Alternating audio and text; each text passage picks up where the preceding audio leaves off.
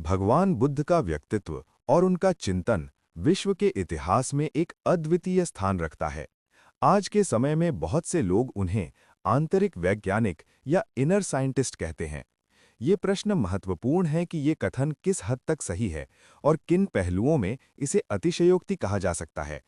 सबसे पहले, बुद्ध का मुख्य ध्यान मनुष्य के दुख, उसके कारण और उस दुख से मुक्ति के व्यावहारिक मार्ग पर था। उन्होंने किसी ईश्वरवादी व्यवस्था या दैवी रहस्य पर भरोसा नहीं किया, बल्कि अनुभव, निरीक्षण और तर्क पर आधारित जीवन दर्शन प्रस्तुत किया। ये वैज्ञानिक दृष्टिकोण की एक मुख्य विशेषता है। बुद्ध ने कहा था कि किसी भी बात को केवल परंपरा, गुरुओं या ग्रंथों के आधार पर न मानें, बल्कि स्वयं अनुभव कर सत्य को परखें। ये दृष्टि आधुनिक वैज्ञानिक पद्धति से काफी मेल खाती है। इसके अलावा बुद्ध ने मन को समझने और उसका विश्लेषण करने पर विशेष बल दिया।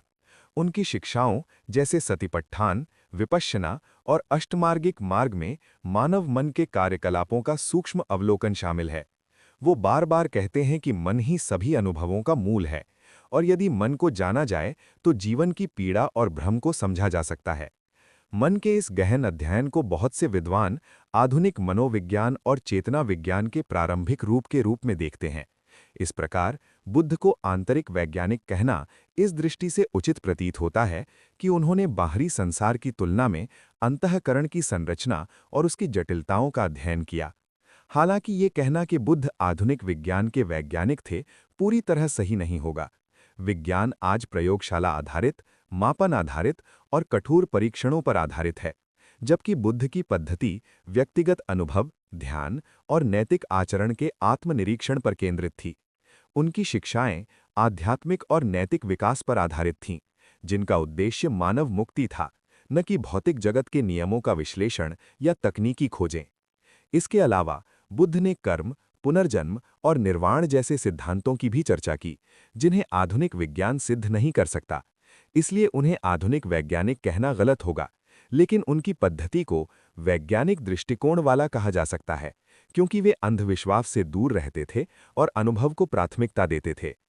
अंततः कहा जा सकता है कि बुद्ध को आंतरिक वैज्ञानिक कहना आंशिक रूप से सही और एक रूपकात्मक अभिव्यक्ति है। ये उपाधि उनकी उस क्षमता को रेखांकित करती है जिसके माध्यम से उन्होंने मानव मन, भावनाओं, दुख और चेतना का सूक्ष्म विश्लेषण किया। लेकिन यदि इसे शाब्दिक रूप में लिया जाए कि वे आधुनिक विज्ञान के वैज्ञानिक थे, तो ये कथन गलत होगा। इसलिए ये कहना उचित होगा कि बुद्ध एक अनुभववादी, तर्कसंगत विचारक और मन के वैज्ञानिक अन्वेषक थे, एक ऐसे मार्गदर्शक जिन्होंने मानव चेतना की गहराइयों को समझने का तरीका सिखाया।